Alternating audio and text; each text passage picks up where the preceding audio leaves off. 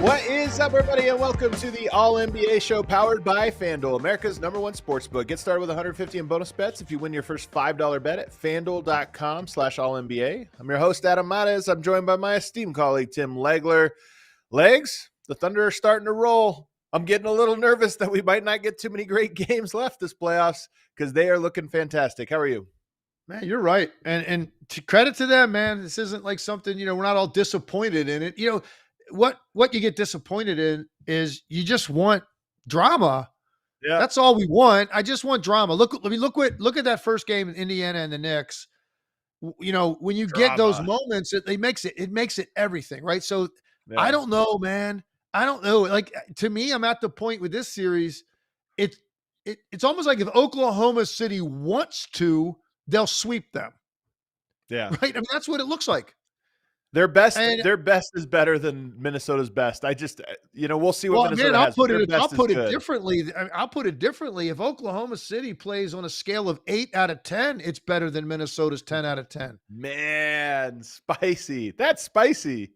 I'm serious. Like, 80%. Well, actually, you know what? Maybe I went too far. What I really mean is, like, I don't know anymore if Minnesota can get to a 10 out of 10 against this team. So I guess that's really what I'm saying.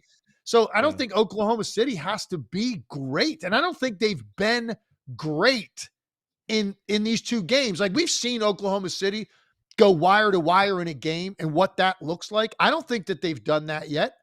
And they haven't really been challenged in the second half. So it's looking bleak for Minnesota. Now will going home energize Anthony Edwards and Julius Randle to the extent that they both basically run onto the floor in game 3 and say, you know what, man, enough of this. And they just come with all out intensity and pressure they put on OKC, and they both play great on the same night. If that happens, they can win a game. I'm just at the point of, based on what I just watched, the inconsistency with their entire roster. I don't know how you would expect to see that. Because, the first game, it was Anthony Edwards was just okay, like not very aggressive. The role players were awful, and Julius Randle was great. Game 2, Anthony Edwards much better, much more aggressive. Especially still didn't have splashes. Think about it. He didn't have a single dunk, and he didn't have a single step back 3. Like, that defines him. So he didn't do either of those things. He still was a lot better, obviously, and the role players were better. But Randle was nowhere to be found. So I don't even know what you make of Minnesota at this point. Like, how would you expect that they're just going to go play some great game in game 3 and win a game? Like, right now, I'm very skeptical of that. And I think OKC can play at a level 8 out of 10 for them. And it's better than most teams most nights. Well, Oklahoma City is consistently great. I mean, this is one of the things that makes them such a great team, is it doesn't seem like it's that hard. Most teams, they have off nights. They can fall out of rhythm, and then they go through these spells. Oklahoma City doesn't. They're a metronome. They seem to be able to find their rhythm, especially defensively, every single night, every single quarter, and that's part of what makes them great. I do want to talk about the frustration of Minnesota. I want to talk about game 3, and we're going to, later on, look ahead to the weekend and start to predict where we think things are going. But let's start with this game and break it down. So it was a good game. It was a good game for a half.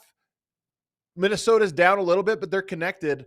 That third quarter was a 35-21 haymaker for Oklahoma City. It happened quick. I mean, they kept building a little lead. Minnesota would come back, build a little lead, Minnesota would come back. But when they went on, it was like a 4-minute run where they opened this up to a 20-point game. And it was a haymaker, defensive steals, transition baskets. And you saw Minnesota grow frustrated, which only led to more mistakes, more turnovers, and more fast breaks. That's what I saw. But what did you see? Well, I'm going to take you back a little bit because I was doing this inside cast last night. So we were basically, calling the game live. So I'm in the moment. I said it with about 2.5 minutes to go in the first half. At that point, it was basically a 4-point game. And I said, it came coming out of that 3-minute timeout back on the air. I said, this is Oklahoma City closes quarters better than any team in the league. They close quarters and they start the second half. Like those are the two things that they do so well. So I said, this is really important time here for Minnesota. You need to go into the locker room no worse shape than you're in right now, down 4. So here's what happens. With 30 seconds to go in the half, they're down 3 with the ball, Minnesota. Anthony Edwards drives. He's got a fairly good look at a running left-handed layup. I think Chet Holmgren or Hartenstein, one of the two, contested it. He missed it. It's 30 seconds to go in the half. It's a 3-point game. They take it off the glass. They give it to Shea. He comes down and walks into a 3. All right, 6. All right, well, you get the last possession, Minnesota. At least let's see, get a basket here. You cut it to 4 or 3. You're going to be okay. They come down. Donte DiVincenzo sets an illegal screen. And then Shea Gilgeous-Alexander follows it up by getting to the line with 3 seconds left in the half. And he makes both, and it's an 8-point game. Just like that. You're down 3 with the ball, and your best player is driving to the rim to get off a good shot, and then 30 seconds happens, and you're down 8 walking off the floor. And the crowd's into it, and it just felt different. And then, of course, we know what happened in the third quarter. You just alluded to it.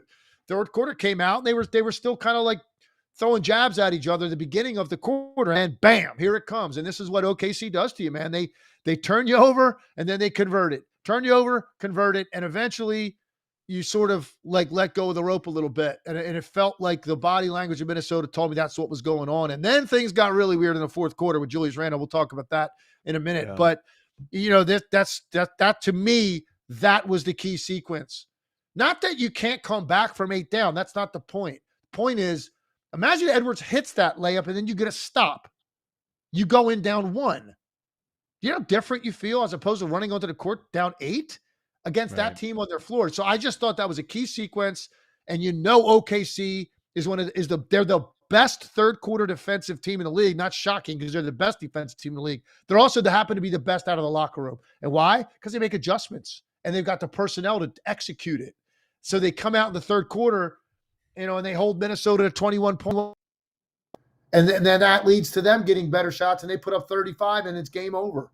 Yeah. Your mic got unconnected right there at the very end there, Legs. But no, 100%. And you know what? It's one thing that we can contrast a little bit Minnesota in these first 2 games with the previous series in Denver, because I think one thing Denver is really good at is they've been in a lot of playoff series. They've been down big in a lot of playoff series. And Denver would fall down 15 points in that series, but they always kind of had this just keep chipping away. Don't get sped up. Don't change, don't make drastic changes. Just stay the course, do this. I think Minnesota in these first 2 games, it was true of game 1. I think it was even more true or increasingly true in game 2. They get frustrated. You can see the frustration on them during that third quarter run. And it's not that they're letting go of the rope, like giving up, but they're becoming worse out of their frustration with how the game is going. And it allows the Thunder to get into these extended runs. You're not going to stop them. They're going to find runs that go 2-3 minutes. But that was like an 8-minute run that they just levied on them. And the Timberwolves looked like too frustrated to get over the hump. All right. So I love the way you set this up. We didn't even discuss this, and you set me up perfectly for the third quarter. And I'm going to talk about why I think that is. And I like Chris Finch a lot, but this is going to be a Chris Finch segment here. There's no way that you can play a soft ass zone defense against Oklahoma City for that long a period of time in the third quarter. That is when the game got away from them. I don't know what he's doing. All right, you think they're hard to guard man to man. I got news for you, man. You have athletes, and you've got size, and you've got guys that like to defend on Minnesota. So guess what, man? Play a man-to-man. You might not be good enough, and they're the better team. We all know that. They're the best team in the NBA. We get that. But by putting them in a zone, what I saw was a team that was admitting we can't guard you, And now you're taking your guys like Jaden McDaniels and Nickeil Alexander-Walker and Donte DiVincenzo and Anthony Edwards, who's a good defender, and even your backline guys, and you're putting them into a defeatist, soft mentality defensively. And I thought that was one of the worst stretches of zone defense I have watched in the NBA this year. It's not because Oklahoma City is going to carve you up with their zone offense. I thought their zone defense was terrible during that stretch. They were allowing people to just flash into the middle of the lane. It's one thing if a guy cuts in the lane, catches the ball. There has to be then a convergence on that guy to force him to make a play. Now, look, that still collapses a zone because that's where you want to get the ball. Nobody should flash into the zone at 12 feet, catch the ball, turn. There's nobody within 5 feet and take a shot. They did it twice in like a matter of 3 possessions. And then there was a possession where they had the ball, Shea had the ball up on the wing, and the guy in the corner, Caruso, on the same side, he just ran the baseline. They're in a zone defense. Anthony Edwards went with them. He was on the back on that side of the zone. That's the whole point of a zone. You don't follow guys from one side of the floor to the other in a zone defense. You might have to jump around from the wing to the baseline on the same side as your zone morphs. You never run with a guy cutting through. So here he goes. Anthony Edwards follows Caruso to the other side of the floor. And you know what Shea did? He caught the ball against DiVincenzo up on the wing. He just drove baseline and shot a pull-up jumper. There's nobody there. You're in a zone defense. Where's the backline defender? So it was like they didn't communicate it well. They did not have the energy for it. You have to be energized to play zone defense. It requires so much communication. I get instituting it for certain periods of the game. I think it's smart technically to do that. Schematically, it's smart not to stay in it when your team's not energized. They didn't want to play zone. You could see it. Their players didn't want to play zone defense. It was obvious to me, and you stayed with it. And it was literally an admission to your team. We can't guard these guys. And I just thought it was a massive mistake. And I think we put up the graphic on the screen. They scored 20 points against the zone in the third quarter on like 16 possessions, or less than that. It was like they were on fire. It was a lot of mid-range shots. I mean, at least it was that, but they were on fire from it, and they were rhythm, to your point, because they were just getting the spot they wanted. Turn your guys loose, man. Turn them loose. They didn't look. They made a run. They cut it to 11.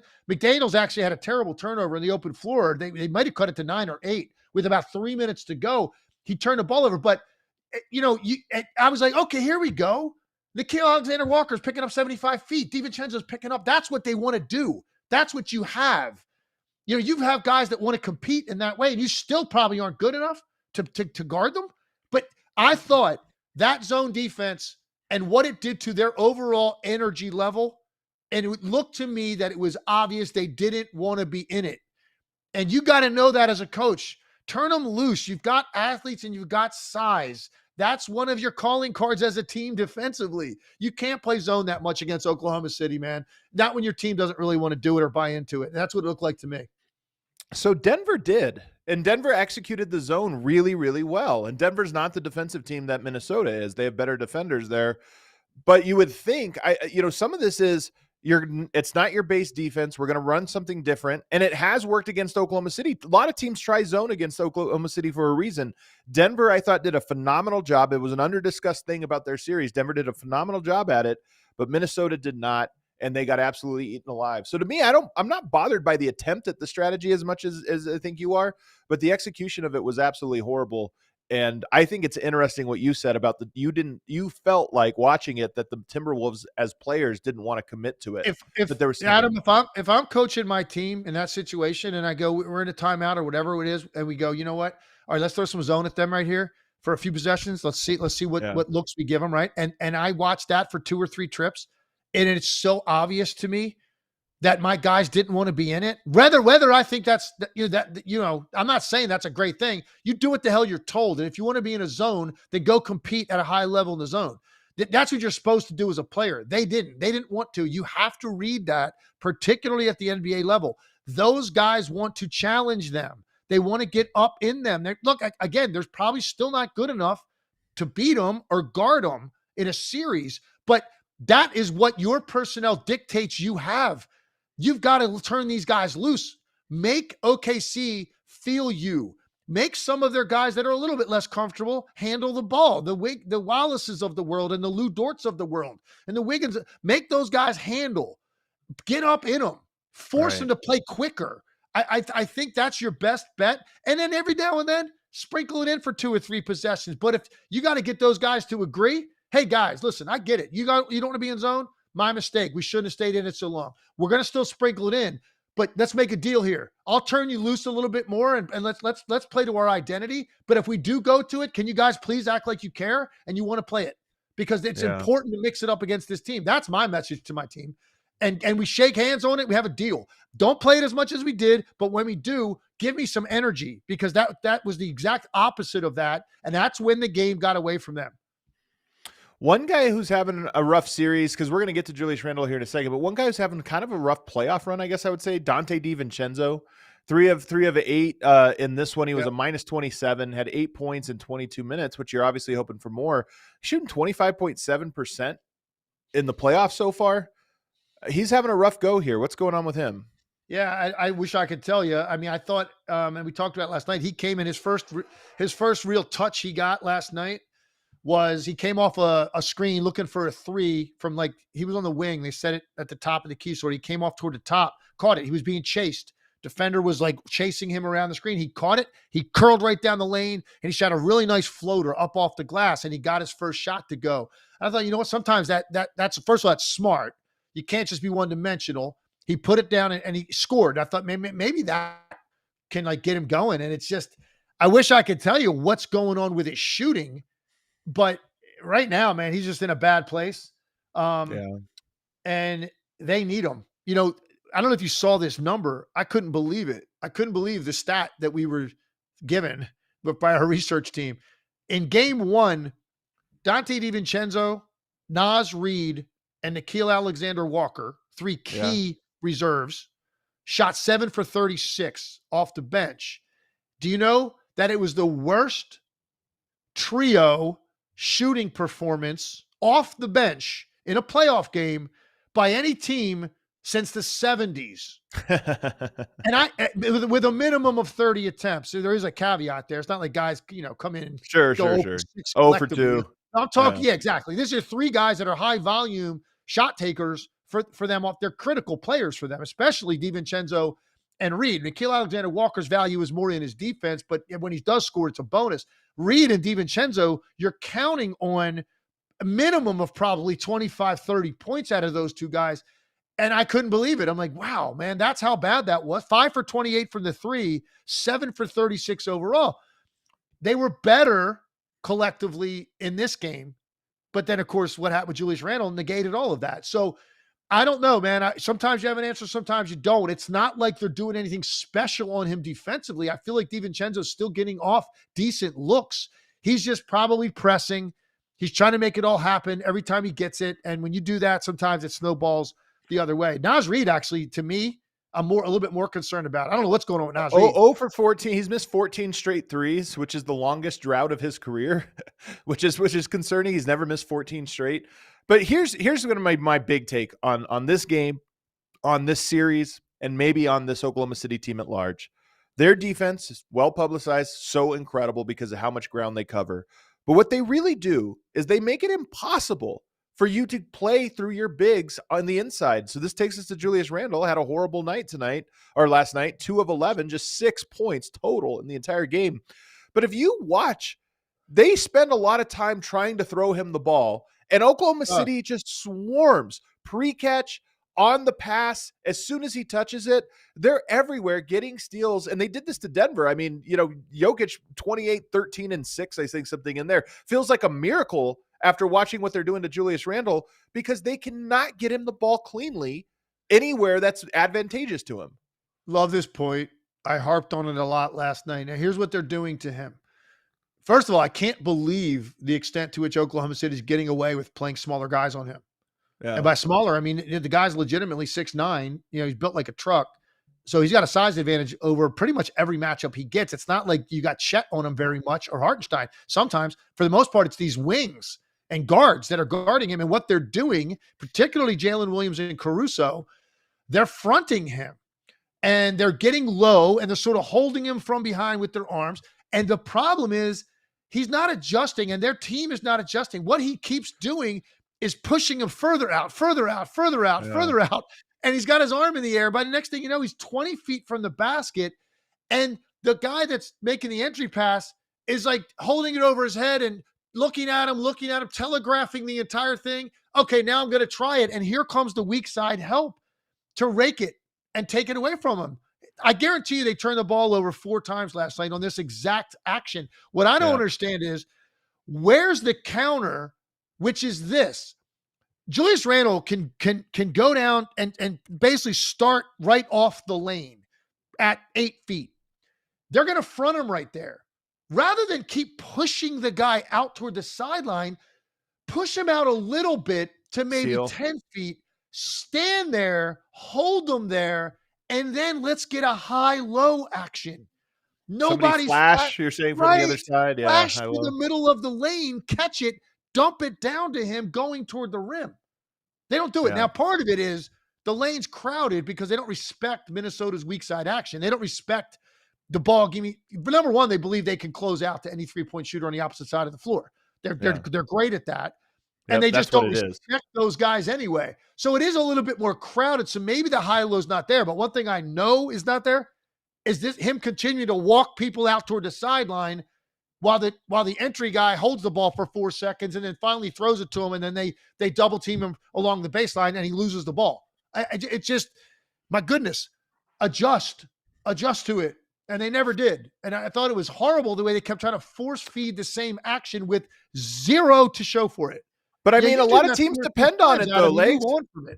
But a lot of teams depend on that. I mean, Denver depends on being able to play through Jokic on the elbow, on the block. So if they're as good as they have been at taking that away, a lot of teams, it's a wrench in the system. You just completely break down the system by saying, no, you have to do something else. And the last leg of this, you're right, that it's fronting, but it's also pressure on ball, because that pass is never easy. You know, that's a tough pass anyway. You kind of have to have an angle, loft it over, or whatever it is. You get the right angle for the entry pass. But then you're doing it with somebody just hounding you, just right up in your grill and hounding you. And then the last part of this, Legs, is, and this was the funniest play. I mean, I'm sure it was the most frustrating play if you're Minnesota. Oklahoma City's fronting. They're getting physical. It's what they did in the last series. They're just like constantly a little gnat, just push, swim around, get in front, whatever. Julius Randle finally catches the ball at the rim for the first time all game, takes one dribble right into J-Dub's chest. He falls down. It's a charge. And you saw, this is why I say they look frustrated, because Randle is fighting, physical. As soon as he catches the ball, all of a sudden it's finesse. And J-Dub just kind of played it perfectly in that instance to lure that out of him. And I felt like that may have been the end of the night for him. Now, we got to talk about this. We got to talk about this because, I mean, the game didn't look winnable. It's a 22-point game at the end of the third quarter.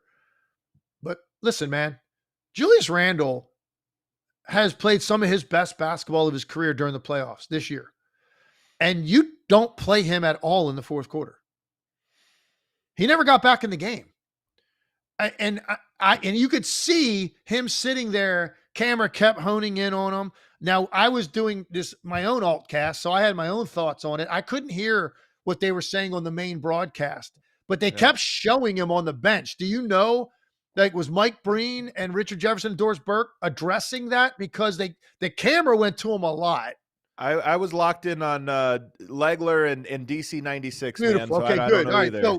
So I would like to know, and I'll probably reach out to Breen today and find out, because I'm not able to hear their broadcast because I'm doing my own. I really would like to know what they were saying, because to me, I'm saying, man, okay, this is interesting. They can move on from it. I don't think that, this is irreparable, whatever happened to Julius Randle, but he clearly was ticked off.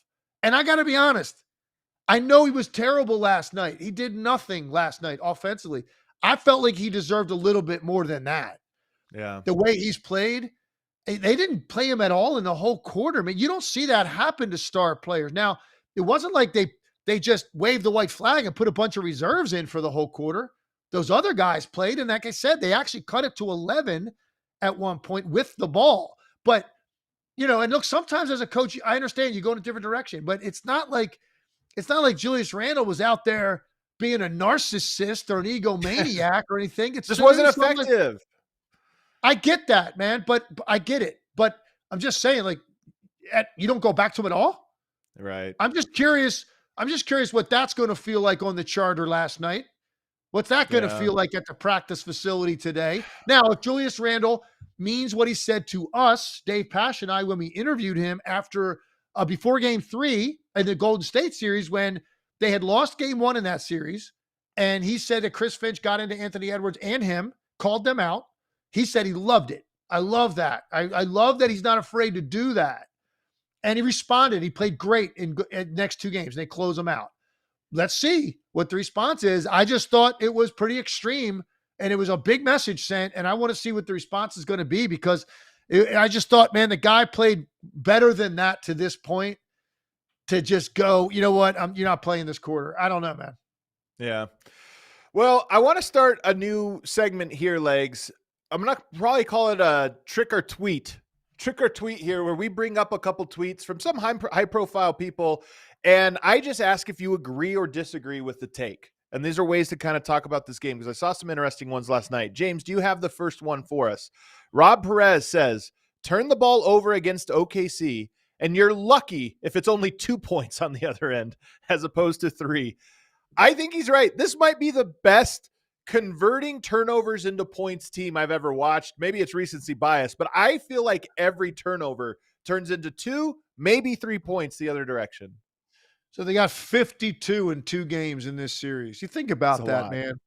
52 points. And it's not just that they got 52 points. It's the fact that on all of those possessions, you didn't get a chance to score. It's the double whammy. Possessions, you don't even get an opportunity to get something on the board, and they turn it into 52 points in 2 games. In fact, the stat in the first game I loved was OKC in Game 1, the first team since the 70s. Oh, no, I'm sorry. No, not true. They started tracking this data, but it was a long time ago. First team to have 30 or more points off turnovers while allowing 0 fast break points. I mean, think about that. And to this point, Minnesota only has 9 in 2 games. Fast break points, 9. And they have 46 or something. Like I agree with Rob's tweet. Yeah. I think that's the truth. You are lucky if it's only 2. Yeah. All right. What else do we have here? We got another one here, James.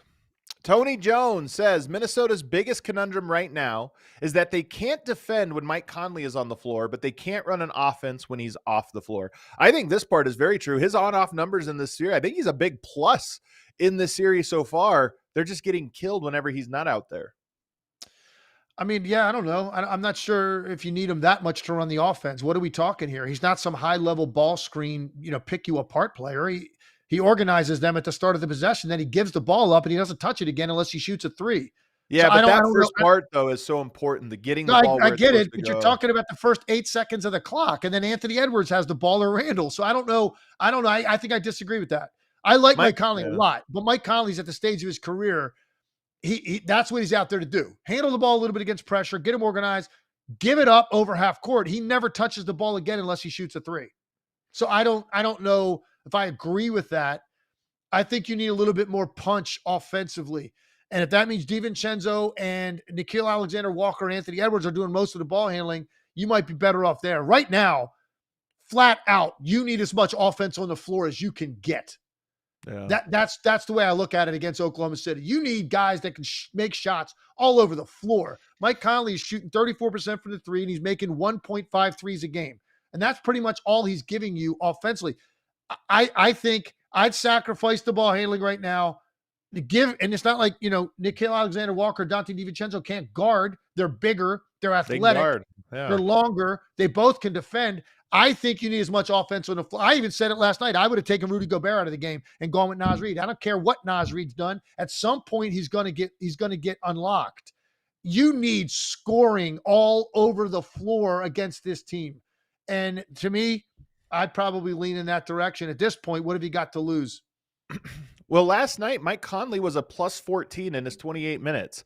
Everyone else on the Thunder or on the Timberwolves was a minus, which to me always stands out. I know single game plus minus doesn't tell the story, especially for individual players. But when you lose by 15 and you're a plus 14 and nobody else is there, I at least look at that and say, that's pretty interesting.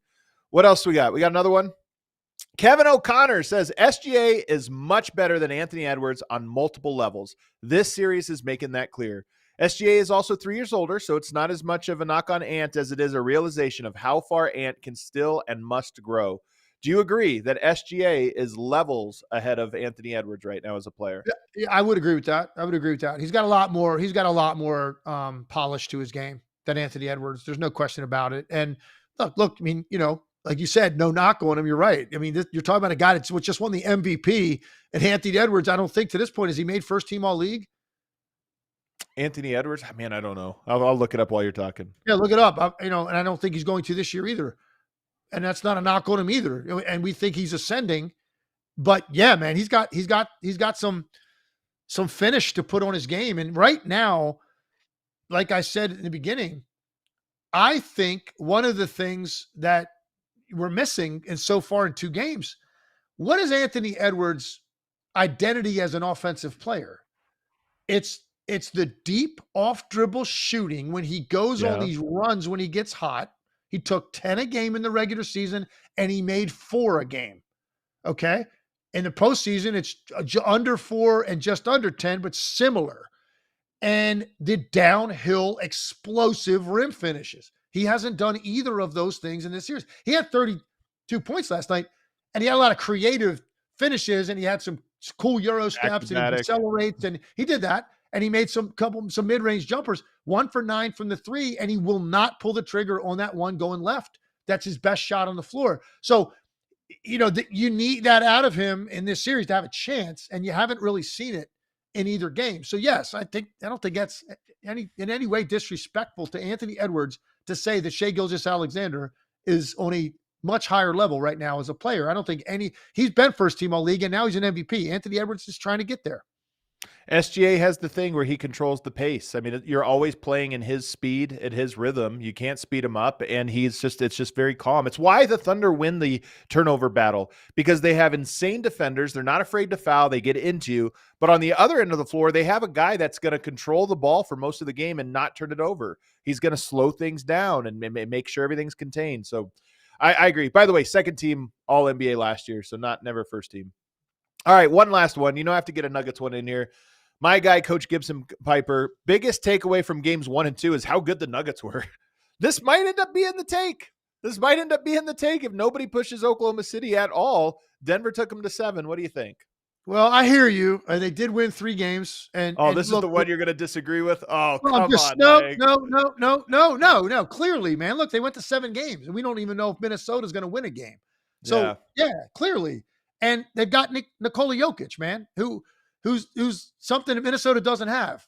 A guy that big and that consistent and just that great that, and when he is playing a certain way, everything revolves around him. Other guys are able to play better. But at the same time, I will say there were 2 games in that series that they got obliterated.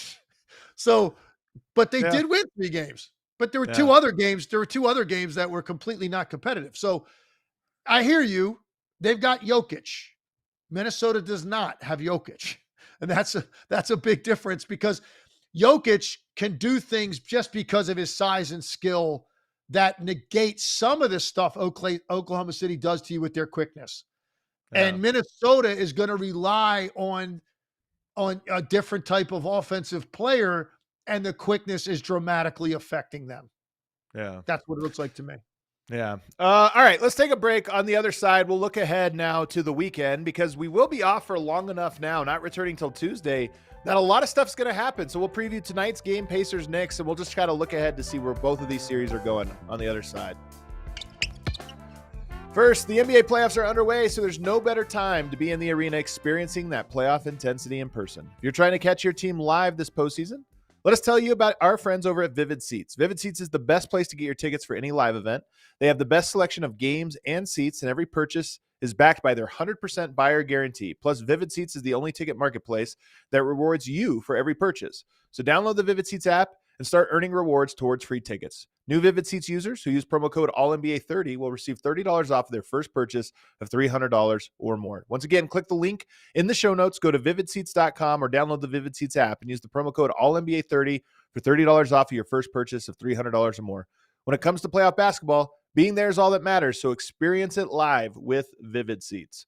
I also want to tell you guys about Monarch Money. Finances can be messy and confusing. Monarch Money acts like your personal CFO, giving you full visibility and control so you can stop earning and start growing. It's more than your average budgeting app. Monarch Money is a complete financial command center for your accounts, investments, and goals. Don't just manage your money. Start building wealth with 50% off your first year for our listeners. Get control of your overall finances with Monarch Money. Use code ALLNBA at monarchmoney.com in your browser for half off of your first year. That's 50% off of your first year at Monarch Money when you use that code ALLNBA. All right, back here, segment 2 of the All NBA show. We hope you're subscribed. If not, make sure you hit that subscribe button, hit that like button to help us grow this episode and this show. So now let's move ahead to the weekend here, Legs. Actually, first thing I have to ask you about, man, and we had a chat earlier on. I don't know, James, if you started this one. Somebody said DC 96 is pretty good, but you should have gone with AC/DC 96. It's pretty good, man. Where were you when I needed you? I came up with DC 96 just literally right before we did a live segment. I was like, I got to name this thing. And I did. But that's pretty good. I got to bring it up, James. Do you have the picture here I sent you? Do you have the photo that you can pull up here? I got to ask, man. So here's the thing. This robot looks nothing like you. Was this That's supposed true. to be? Listen, I just sent a better, much clearer picture to James. James, did you get that picture I just sent you? My daughter sent me this last night she sent the picture, the screenshot, and then just a bunch of hilarious laughing emojis underneath of it because she thought I looked ridiculous. Do you have it? Who better than family to just rip into you, right? So I know that's what good is family. If you're right. It does look nothing like me. I agree, except for it does have ginormous hands, and I have very, very large hands. By the way, somebody very early in the chat, said they can't stop looking at and being distracted by the fact that one of my nostrils is bigger than the other. During the last break, I measured both of them. And you're right. It's 1 millimeter. One is 1 millimeter more narrow than the other one. So I appreciate you pointing that out. Yeah. The things people will tell you, like it's like everybody's children. Everyone gets online and becomes children. All right. We got a game tonight. Pacers versus Knicks. And oh boy, am I excited for this one because I have no idea how the Knicks are going to respond to last night. What are you looking for? Or to the last game? It's one of the most memorable. I think for me, one of the most memorable games in so combined 10 years playing and 24 years, 34 years of really being associated with this league. It's one of the most memorable games I've ever seen. And so how do you follow that up? I agree. Who knows what's about to happen? Here's one thing that I do know. Neither of those teams were very effective up until that run the Knicks went on when Brunson was out of the game at defending each other. They both did what they wanted to do offensively. And then the Knicks established control. And it wasn't just like, Anunoby had a little 8-point mini run. That helped them a lot. Cat hit a 3. It wasn't just that. Their defense, very, very physical during that stretch. Indiana had a really hard time getting quality shots. And they got that separation. Now we know what happened at the end of the game, when things went off the rails. But I think if I'm Tom Thibodeau, and I'm the Knicks, that's like the only stretch of the game that either team effectively guarded each other. So I'm kind of looking at that and saying, you know what? At least we proved we could do that. I don't think the Pacers really did because you can't look at the last 240 and say, well, that was great defense that they locked them up. No, I don't think that's the case. I think the Knicks, number one, they took 3 or 4 shots in the first 10 seconds of the clock that helped the Pacers. 2 of them they made, 2 of them they didn't. One was a reversed challenge. They turned the ball over a couple of times, but that was earlier. It's not like they were locking them up. I just think they got extremely kind of out of whack with what Indiana was doing, pressuring them and forcing them to play faster, or when they held it longer, they ended up with a bad 3 at the end of the clock. So I don't know that that was as much like Indiana proved they could guard them. They still have to prove that, Adam, because I don't think they did at any point, really. The last 240 was about what they were doing offensively, much more than anything else. The Knicks at least had that one stretch. And I think that's something to look for going into game 2. Now the question is psychologically, where are the Knicks? That's a really, really difficult thing to recover from. Now I said it, I thought they were probably in a terrible place yesterday. Get into the facility, just depressed, and looking at the film was probably nauseating. By the time you wake up today, the adrenaline of a game tonight and the Garden will be electric. Right? You're starting to think about the game tonight. And by the time you get to the building, I do think you can put it out of your head. So I think that mentally and emotionally, they'll be okay. Let's see which team is better defensively than they were for the first, 38 minutes of game 1. I like that point a lot, because I think you're right. As a competitor, that game is so emotional, and how it ended, I'm sure you feel a lot of things, but you get 48 hours removed from it. Those are all gone. It's just you're fully recentered and refocused on the next one. It doesn't mean those feelings can't come back if Indiana puts the pressure on them, but that's just kind of how it works. But with the Pacers, man, here's why game 1 matters so much. You win a game where you were down big, so you almost steal one, but now you get a chance to both win that game, win game 1, and make adjustments and look at what happened in game 1 and come with a new game plan. And that's why it's so valuable. We see teams make a comeback late and lose, and it's like, all right, well, now whatever the next game happens. But when you steal one, when things didn't go your way, for a large part of it, that's where the things get interesting for me. So now Indiana is almost advantageous in that they get to make adjustments. No, that's a good point. It's a good point. And look, Indiana they're really high powered, man, high octane offense. And this is starting to feel, and to them, I'm sure, because to us as observers, it's starting to feel like this is their year, not necessarily to win a title, because I think that's Oklahoma City's right now.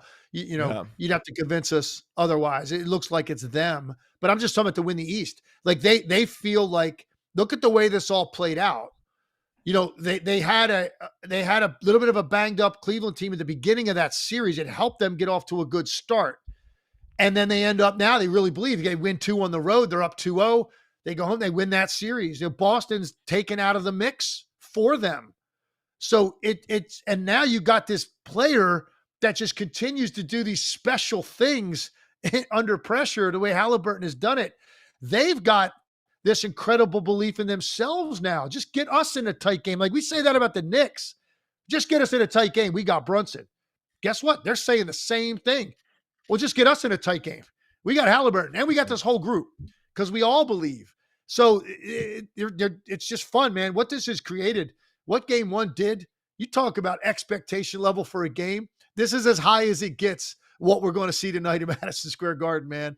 It is absolutely awesome, and I'm glad I'll be working tonight. Some nights, I could use the night off. I'm glad I'm working tonight, because you're going to see me doing post game with Van Pelt and Sports Center tonight, and I can't wait to break this down.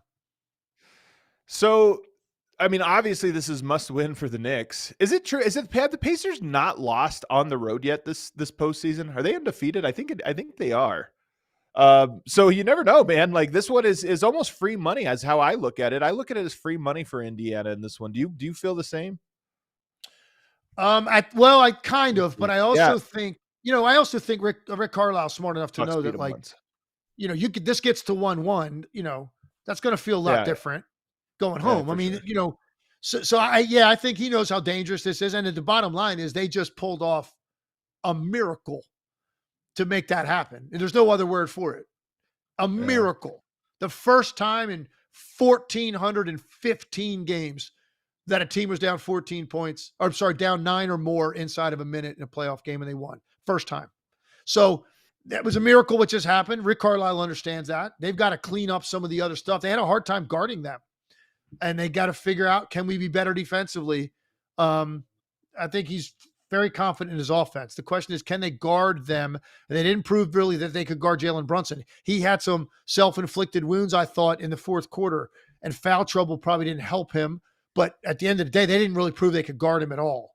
So that's something still out there for the Pacers. Let's go to the other series too then. So now as we go back to Minnesota, I mean, how much do you think just the change of scenery is going to alter that series? Like what do you expect to be a little different? For the Timberwolves? Yeah, for Timberwolves in Oklahoma City. I mean, Oklahoma City is so dominant at home. You know, it is a little bit of a different story. They're dominant everywhere, but much less so on the road. You know, the thing is, they're going to come out with an incredible amount of energy, I'm assuming, and the crowd's going to be great. And I'm not shocked at all. Minnesota goes up 10 in the first quarter. I'm not going to be surprised just on sheer adrenaline, man, and playing so much harder. The thing about Oklahoma City that we've seen time and time again, they know at some point their defense is going to be so good and convert into offense that they're going to establish control. Yeah. So then I think you get into a one possession game in the fourth quarter, and Minnesota would have a decent chance of winning that game. Anthony Edwards has been great in those situations this year, and so that's what they've got to hope. But I don't think there's no way. I don't think Minnesota's going to come out and just boat race them. I mean, no, and, yeah. No, you have not to. They're not going to win. Yeah. Like if they split and then they went home, you'd go, okay, man, Minnesota might put it to them in game 3. Like no one's thinking that's going to happen based on what we just watched. So, but they'll be much better at the start. And then we'll see what Oklahoma City's response is. And if at some point the game is sort of like that 6-8-ish range, and then Oklahoma City turns that into an 8-point lead in a short period of time, you might see the tent fold. So it's Minnesota just holding on and not getting hit with one of those runs, and ball security, as it usually is paramount against OKC. And you raise a good point indirectly there about how hard it is to blow them out. If you beat OKC, you beat them in a close game. They have only 2 or 3 blowouts. They lost by 27 to the Lakers in April. They lost by 13 to the Nuggets in March. They lost by 15 to the Timberwolves in February. Outside of that, you're talking about 8-point loss, 3-point loss, 2-point loss. Like if you beat them, you're beating them close. That's just they don't lose hold of the rope very often. I do have one last question for you, man. Do you think that because obviously it's out there all over the place, people talking about it. Shai's been to the line, I think 28 times in 2 games. Do you think Minnesota's able to guard him without fouling him? I think a lot of this always depends on who sets the tone physically. That's a lot of this. I don't think Jaden McDaniels is a great defender. I don't know that this is his best matchup. You know, I think he longer guys or slower guys or this or that, but Shai seems to be comfortable against him. He had a bunch of shots against him just one-on-one in the last game. So, he did. And you know what? Part of it is, I think, in that particular matchup, part of it is Jaden McDaniels is super long, obviously. He's not necessarily like the quickest laterally, as you would expect. I don't even know. This guy's got ginormous feet. He's incredibly long. And like part of his thing is always like he can get up in you. And then if you beat him, because you are quicker, he guards smaller guys all the time. His ability to then use that reach from behind and like really be able to bother you. Shai has got that acceleration and that quickness that he's separating from him. And so he's not bothered by that length.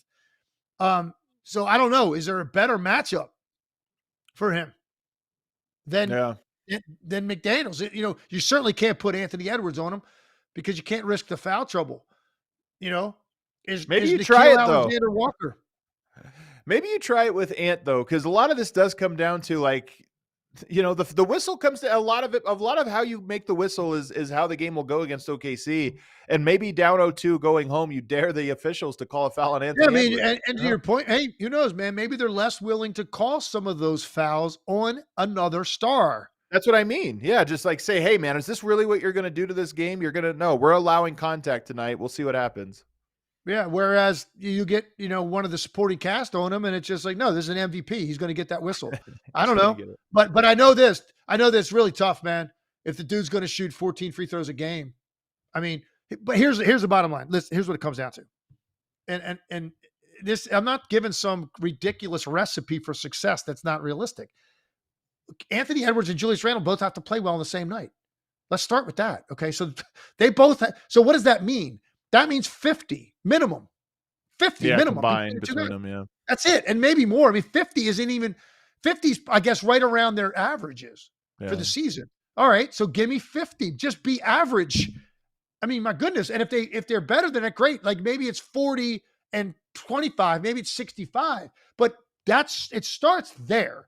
Both guys play well on the same night. That hasn't happened in the first 2 games.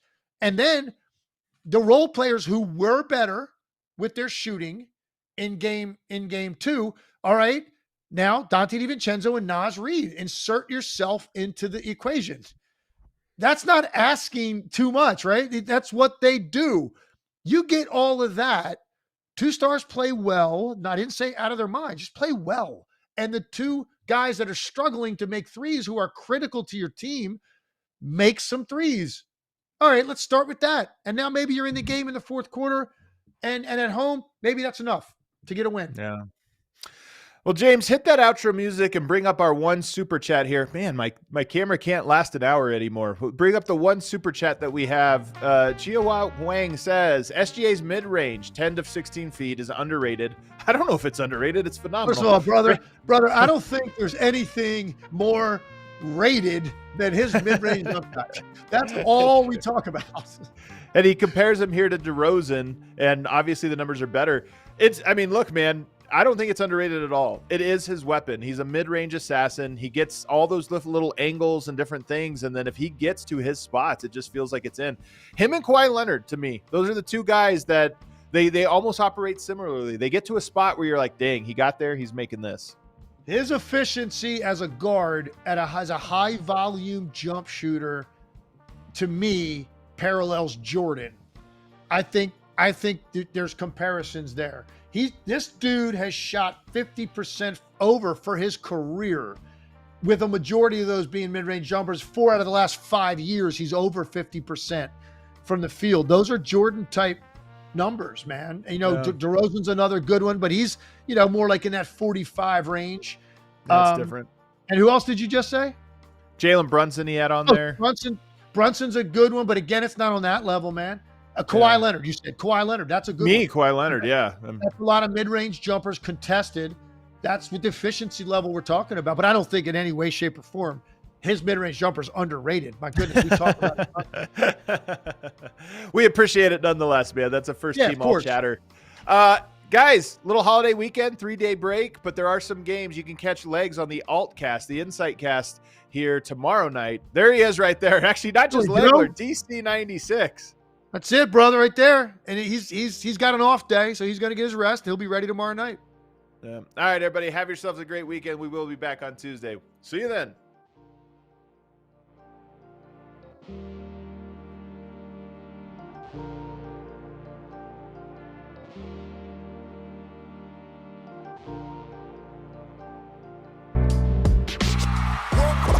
We all silly like the mayor.